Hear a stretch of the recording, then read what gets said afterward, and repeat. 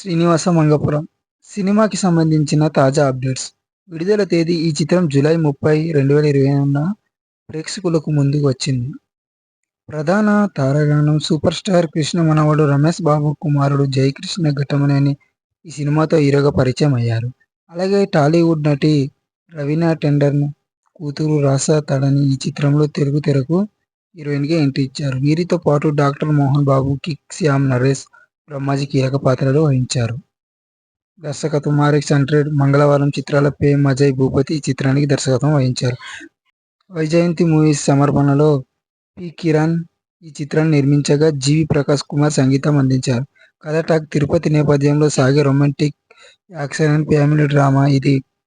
జయకృష్ణ నటన, యాక్షన్ సీక్వెన్స్లు బాగున్నాయని ప్రశంసలు వస్తుండగా సినిమా రన్ టైం కొద్దిగా ఎక్కువగా ఉండడం, సుమారు 2 గంటల 44 నిమిషాల సెకండ్ హాఫ్లో రొటీన్ కథనంపై మిశ్రమ స్పందన లభించింది.